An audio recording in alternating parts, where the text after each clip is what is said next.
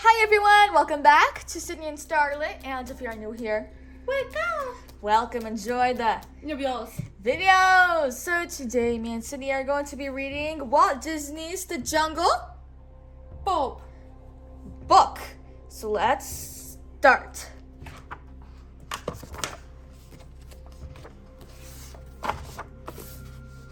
Who's that? Who's that? Mowgli. Yes. Who's this? Yo. Baloo. Bagheera. What? Yeah. Bagheera. This is the story of Mowgli, the man cub who grew up in the jungle. He had many friends: the wolf family who raised him from a baby, Baloo, the happy-go-lucky bear who showed Mowgli how to enjoy life, the vultures who befriended him, and Bagheera the panther who protected him. But the jungle is a dangerous place, and Mowgli had many enemies. There was Kaa the Python, who could hypnotize you just by looking into your eyes, and who would have liked to make a meal of the man cub. But Mowgli's greatest enemy by far was the fierce tiger Shere Khan. He hated all men and swore that he would destroy the man cub before he could grow up. Can you say destroy? What? Destroy.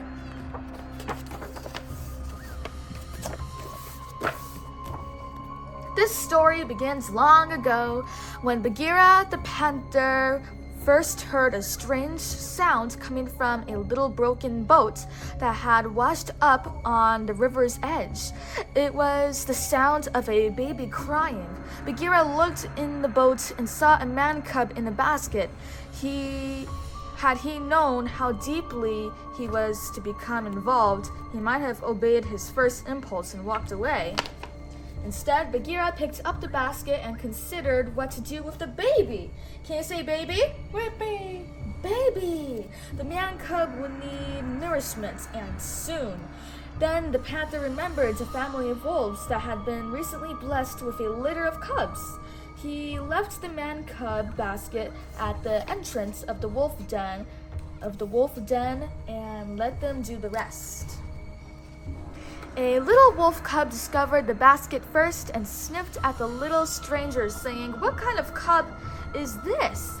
The baby boy stopped crying and smiled. Then the mother wolf came close and sniffed him. He smiled again, and that's how Mowgli found a family.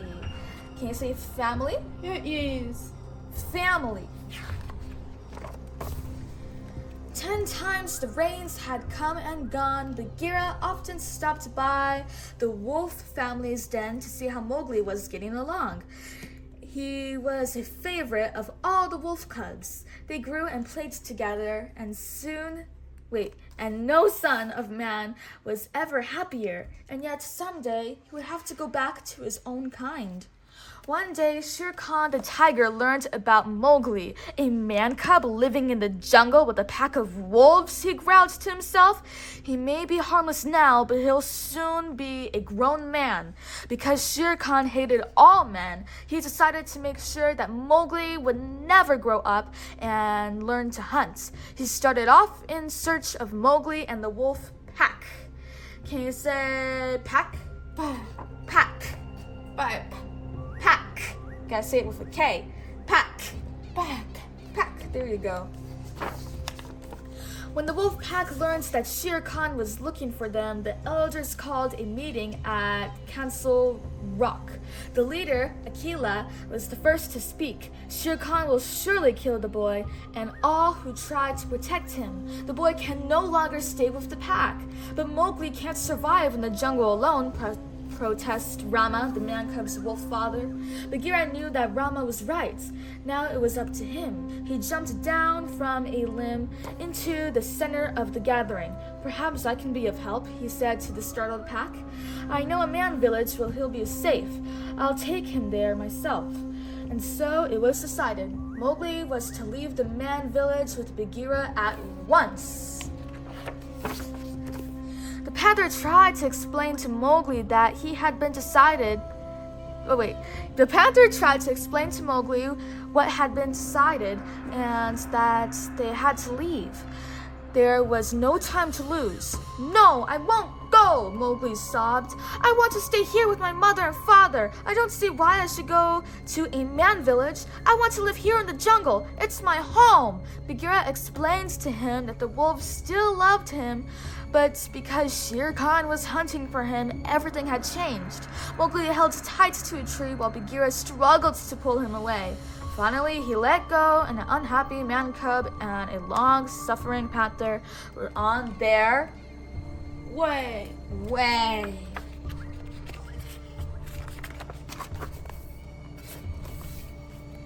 Mowgli rode silently on Bagheera's back, and they went swiftly through the jungle. He was so quiet that Bagheera finally asked him, "Are you sulking?" "No, I'm not sulking, just thinking," Mowgli replied. "And I'm not scared of Shere Khan." "Perhaps you aren't," Bagheera answered, "but you should be. He is a dangerous enemy." Night was falling when Bagheera finally stopped in front of a big tree and helped Mowgli climb up onto a high branch. He was very tired and didn't argue. He snuggled up against Bagheera and they both fell fast. What does this say? Yes. Asleep. Can you say up? Oh, Sleep. yes. But they were not alone. Kaa the Python was hiding in the same tree. "Is that a man cub I see?" he hissed, pushing his head down through the leaves. Mowgli woke up to find himself face to face with a snake, looking into two big round yellow eyes that were staring right at him. "Go away, snake!" he shouted, staring right back into Kaa's eyes. That's just what he shouldn't have done. "I don't trust you," Mowgli said, beginning to get dizzy. "You can trust me," hissed Kaa. "I am your friend." He continued to stare right into Mowgli's eyes, and the man cub couldn't look away. He was under Kaa's spell. Can you say spell? Spell! Kaa wrapped his long tail around Mowgli. Still, Mowgli couldn't take his eyes off Kaa. Now he was helpless and couldn't move. "Now I have you. What a good supper," said Kaa, opening his big jaws. Luckily, his speech awakened Bagheera. Seeing Kaa's open mouth heading for Mowgli made him furious. He aimed a powerful blow right at the snake's jaw. Whack! The stunned snake fell to the ground with a thud and slithered away, muttering to himself. "I hope that will teach you a lesson," Bagheera grumbled after him. Then he turned to Mowgli and said, "Tonight Kaa tried to get you. Tomorrow it might be Shere Khan. You are not safe in the jungle anymore. You must go to the man village." Mowgli was silent. Can you say silent? Yes. Silent.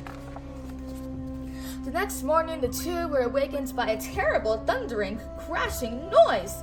"Keep it up, hop, 2, 3, 4, a deep voice bellowed. Trees and branches crashed and the jungle shook. "Oh no," Bagheera groaned. "It's Happy's dawn patrol." Mowgli grabbed a vine and swung down to the ground for a closer look as the huge troop of elephants marched by. Leading the way was Hathi, a big bull elephant shouting orders. The rest of the elephants followed in a line, trumpeting a military march. What sound does the elephant make? With the whole troop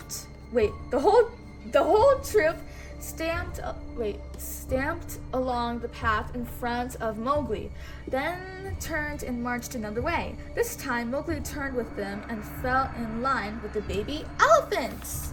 "Hello," Mowgli said. "What are you doing?" "Drilling," answered the elephant. "Shh! No talking in the ranks." Can you say shh, shh, shh? Mowgli followed the troop. He marched on and stopped, turned and changed direction. All at Colonel? I want to say Colonel, but I think I looked up the word before, and I think I remember it was Colonel? Colonel Hathi's command. He forgot to change direction once and found himself face to face with the baby elephant. "Go the other way, turn around," coached his friend. Coached his friend. Oh my gosh. Okay, I am stuttering. I'm stuttering. Okay, where were we? Mowgli turned and started off in the other direction. This was great fun. They marched in turns, then they turned and marched. Mowgli followed all of Colonel Hattie's orders. Living with an elephant herd would be a lot better than staying in a man village, thought Mowgli. Just when Mowgli was sure he had the knack of military drilling, Colonel Hattie called for a stop. Ho! Company, halt! He bellowed. The line of elephants came to an abrupt stop, one on top of the other. I'm putting in for a transfer, said one of the elephants. My feet are killing me. Silence in the ranks, bellowed Colonel Hattie. What kind of soldiers are you? He shouted. Dress up that line. All the elephants tried to stand as tall as they could in a straight line. The colonel looked them over. Then he called for an inspection. What's an inspection? Asked Mowgli. You'll see, said the baby elephant. Mowgli watched all the elephants as they stuck their trunks up into the air and stood at attention. The baby elephant struck his trunk up too. Stick your trunk up, he whispered to Mowgli. Mowgli pointed his nose in the air. Like this? He asked. That's right, said his friend. The colonel started down the line of elephants with their trunks pointed to the sky like trumpets. He stepped in front of one of the elephants and looked down into his trunk. Tisk, tisk, tisks.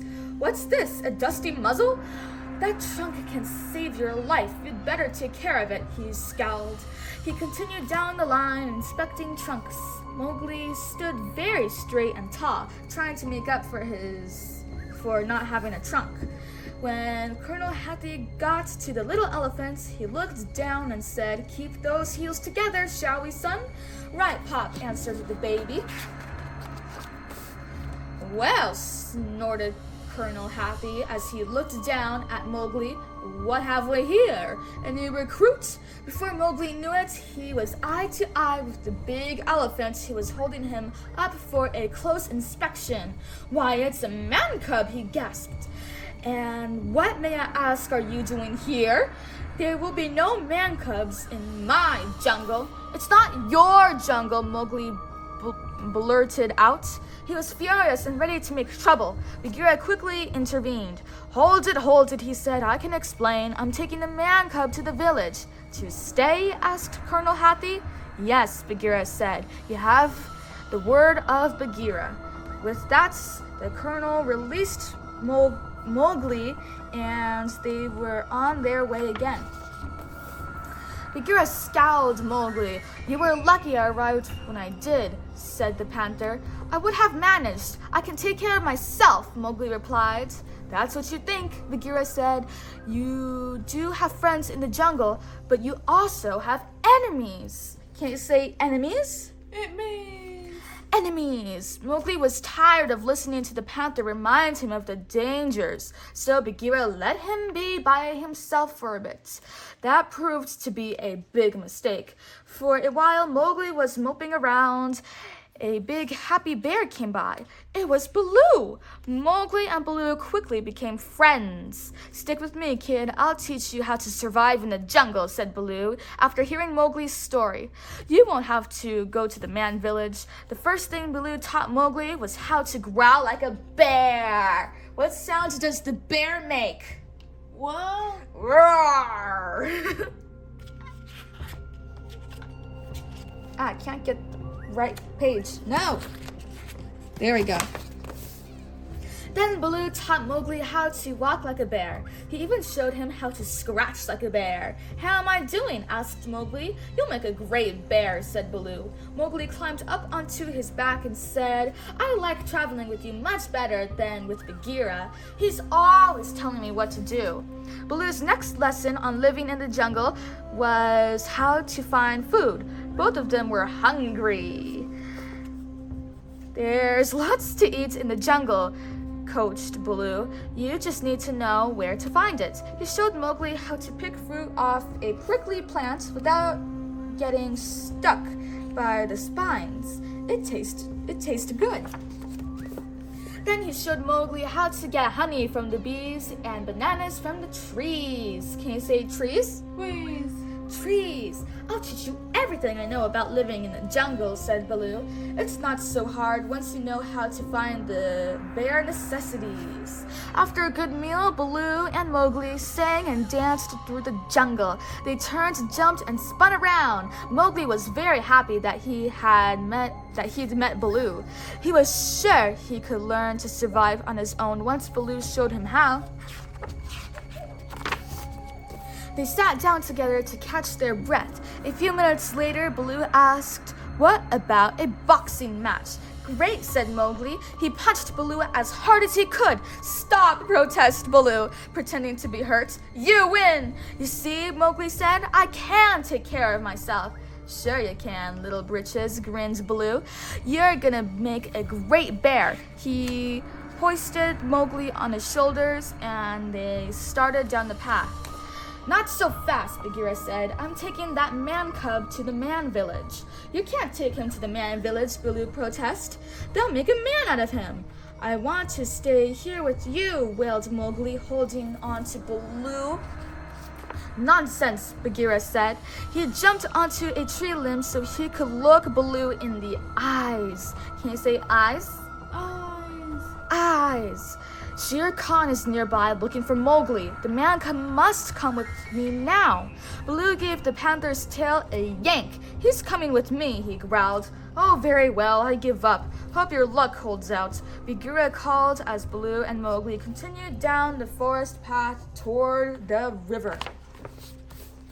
When they came to the river, Baloo jumped in and floated along on his back, with Mowgli riding on top of his big stomach. "I want to stay with you forever," said Mowgli. "You can, little britches," said Baloo. "I'll take good care of you too."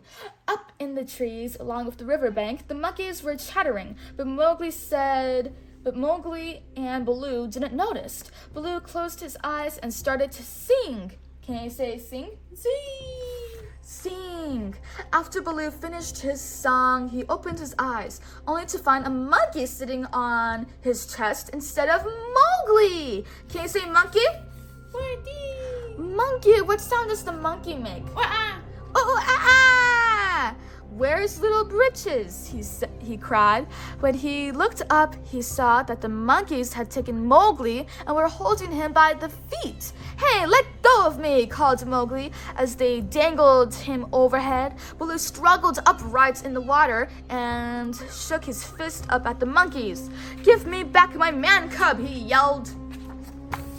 The monkeys laughed and chattered. This made Baloo even madder. They dangled Mowgli down next to Baloo, just out of reach. Baloo made a mad swipe, trying to grab Mowgli away, but the monkeys were too fast. They pulled the man cub away at the last second and disappeared into the trees overhead. Baloo got out of the water and chased the monkeys as they swung from tree to tree, holding tight to their captive. They passed Mowgli back and forth like a ball.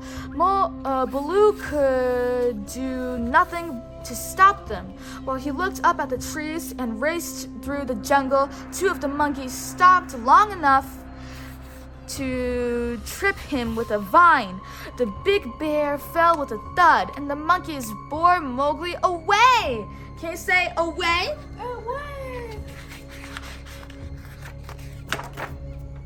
When Bagheera caught up to Baloo, he said, "Well, it's finally happened. It took a little longer than I thought, but it's finally happened." Baloo looked at him with a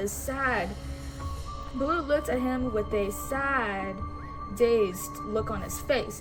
"What happened?" he said. "Where's Mowgli?" Bagheera told him that he suspected the monkeys had taken Mowgli to their king in the old ruined city, and Bagheera told him that they had to go there at once. For the first time in his life, Baloo listened to him. Bagheera was right. The monkeys had taken Mowgli to their leader, King Louie. Can you say Louie? Louie. Louie. King Louie scratched his head and said, "So you are the man cub. Tell me the secret of man's fire." Mowgli insists he didn't know the secret, but King Louie wouldn't believe him. He picked up Mowgli and swung him around. The other monkeys all took turns doing the same until Mowgli began to feel a little dizzy. Soon the whole monkey troop was dancing around the old ruins. While all this was going on, Bagheera was hiding, waiting for the best time to jump out and snatch Mowgli away. When everybody started dancing, a big monkey joined the party. The big monkey was really Baloo. He had disguised himself. No one but Mowgli recognized him. Baloo started dancing, and all the monkeys followed him, clapping their hands. King Louie was having a wonderful time. He clapped in rhythm faster and faster. Suddenly, Baloo's coconut snouts fell off, and the monkeys recognized him. "Baloo the bear!" they all shouted. Baloo grabbed Mowgli. The king did the same, and they both pulled Mowgli back and forth. Finally, King Louie tightened his grip on the man cub and braced himself against one of the ancient columns until it began to crumble. Then there was a terrible creaking noise as the whole temple began to collapse. The king let go of Mowgli and rushed over to hold up the temple roof. Baloo let Mowgli go too. Mowgli ran to Bagheera, and Baloo rushed back to hold up the other crumbling pillar. Then the fiendish look crossed his face.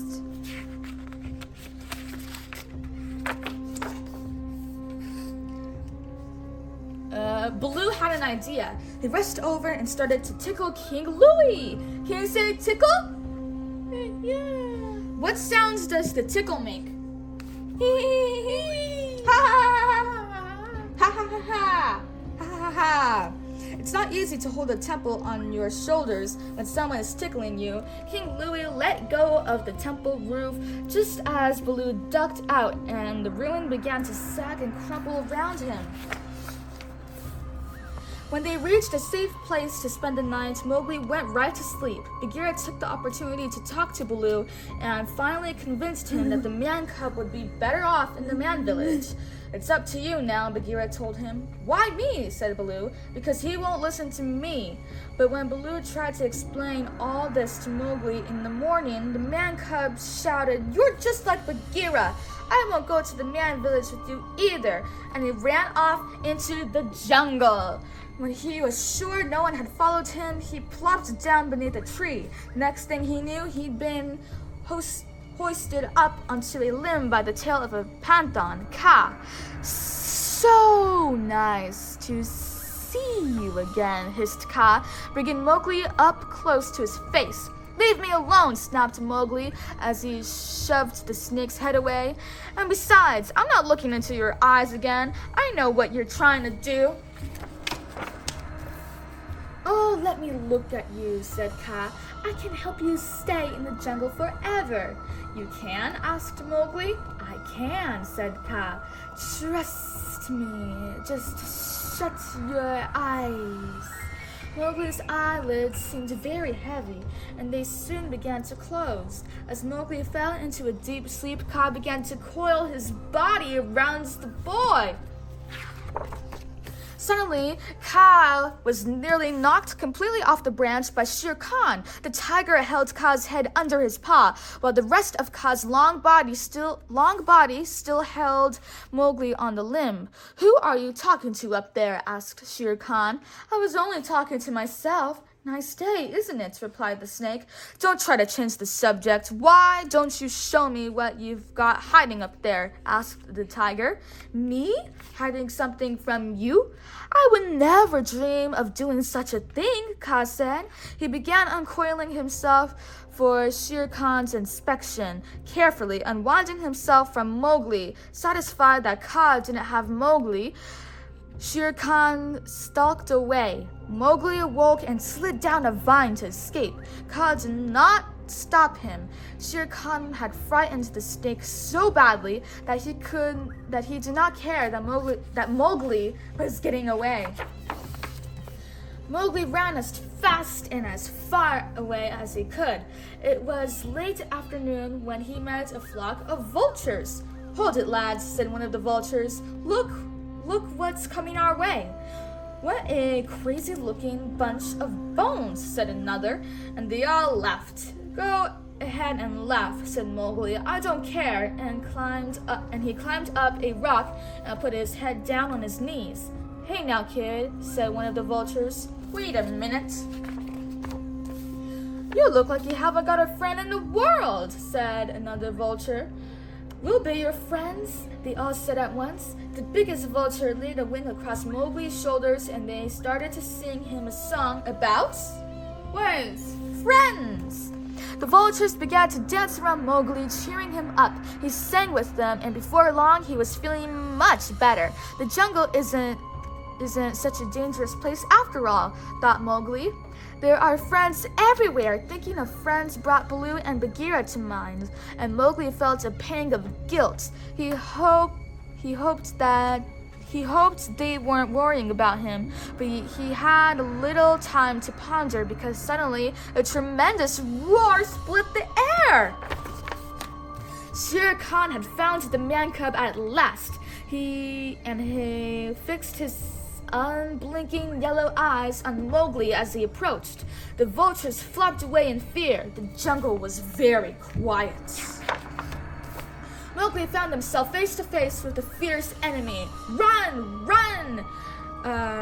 chorused the vultures as they circled above. Mowgli was very scared, but he tried not to show his fear.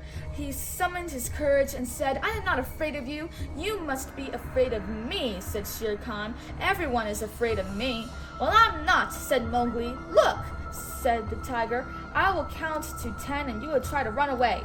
And then the tiger began to count. 1, 2, 3, 4. Okay, I don't know why I started to say that all weird. Okay. "Get ready, Mowgli," shouted one vulture. "Run, run quickly," said another. But Mowgli knew that it was no use. Shere Khan could run faster. If he ran, he would surely get caught. Instead, he grabbed a branch and decided to fight, even if he didn't stand much of a chance against Shere Khan. The tiger, furious to see a tiny man cub stand up to him, gave a loud roar and bared his sharp claws. The tiger crouched ready to pounce, but just as he leaped, Baloo stepped out of the bushes. The big bear jumped in front of the The big bear jumped in front of the angry tiger and held his huge paw up in front of Shere Khan, shouting, "Leave the man cub alone! Out of the way!" snarled Shere Khan as he rushed by. Baloo did the only thing he could do. He grabbed the tiger by his tail. "Run, Mowgli, run!" Baloo yelled. Mowgli started running. The tiger so close behind, he could feel his hot breath on the back of his neck. Baloo was pulled along behind the snarling tiger, and the strategy worked. It slowed down Shere Khan enough so that he couldn't catch Mowgli. The vultures flew to Mowgli's rescue and carried him off to safety. "You can let go now," called one of the birds. "Are you kidding?" yelled the bear. "There's teeth on the other side." Can you say teeth? Teeth. Suddenly, Shere Khan spun above and knocked Baloo onto his back with one powerful blow. The bear landed with a thud just as a flash of lightning lit up the jungle. Thunder boomed and another streak of lightning crashed into a nearby tree, which started to burn, where Shere Khan drew back in terror and let out a roar. Fire squashed the vultures. It's the only thing old Stripes is afraid of. The vultures carried Mowgli over to the tree and dropped low enough for him to grab a burning branch. Then they set him lightly on the ground. Oh my gosh, I need a sip of water. Hold on. Okay. Sorry, when I read a lot in one video, my throat gets really dry and then I need water. And then if I don't have water, then I start stuttering, which I am starting to do. Alright, getting back to the drama. Mowgli now had a weapon that could save Baloo's life. He started toward the tiger, who was about to slash Baloo with his mighty claws. Shere Khan turned to watch Mowgli approach. "This time, man cub, you won't escape," growled the tiger. Starting toward him, he didn't get far. The vulture swooped down on him. One pulled his whiskers. "Stay out of my way, you maggy fools," roared Shere Khan. "I'll tear you to pieces." While the enraged tiger swiped at the circling vultures, Mowgli carried out his plan. He tied the burning branch to Shere Khan's tail. A terrifying scream filled the jungle as the tiger raced away, the burning branch bouncing behind him. "Well, that's the last we'll see of him," croaked one of the vultures. Bagheera finally caught up to Baloo and Mowgli. Mowgli ran to Baloo and knelt beside him. "Wake up," he said, shaking his friend. "Why don't you wake up?" At that moment, one eye opened and Baloo sat up, rubbing his head. The other eye was swollen shut. "Boy, I really showed that tiger," said Baloo. "I guess you did," Bagheera said, "with a little help from this man cub." The next morning, they went down to the river for a drink. As they drew near, Mowgli heard singing. "What's that sound?" he asked. "I've never heard that before." "Oh, that's nothing," said Baloo, trying to start a little spiraling with his boxing partner. But that man cub wasn't paying any attention. Oh boy. Mowgli crept closer to the singing. He parted the branches and saw a young girl coming down to the river to get some water. "Bagheera, what's that?" asked Mowgli. "Oh, it's the man village," he answered. "No, not that," said Mowgli. "I mean that." And he pointed to the girl. "I've never seen one before." "Go ahead, Mowgli," Bagheera said. "Go have a closer look." Mowgli climbed into a tree overhead as the girl knelt at the water's edge. She looked at her reflection and then at one that surprised her. It was a boy in a tree up above. That moment, a branch broke and Mowgli fell into the water beside her. The girl giggled and smiled at him. Then she lifted her water jug and Mowgli offered to help. He put it on his head as he got out of the water. In a trace, however you say that, he followed her back to the village. From time to time, she stopped and smiled back at him over her shoulder. "It was bound to happen," Bagheera said, as he and Baloo watched Mowgli walk into the man village. "Now Mowgli is where he belongs." "I guess you're right," Baloo agreed, "but I still think he'd make a swell bear." Then they went back to the jungle where they belonged. The end. Oh, Sydney, can you find Snow White? No way. Snow White, can you find the Jungle Book?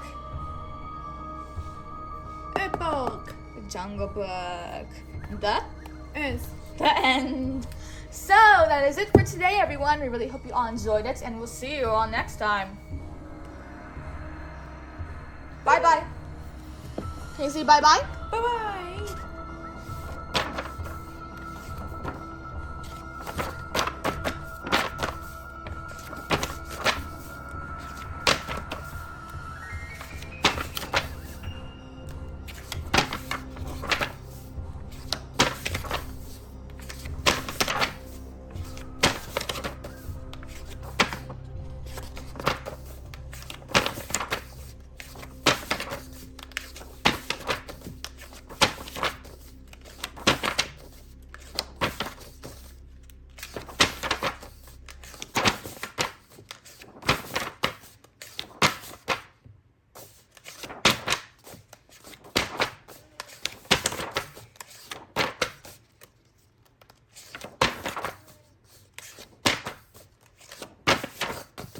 What's your favorite page?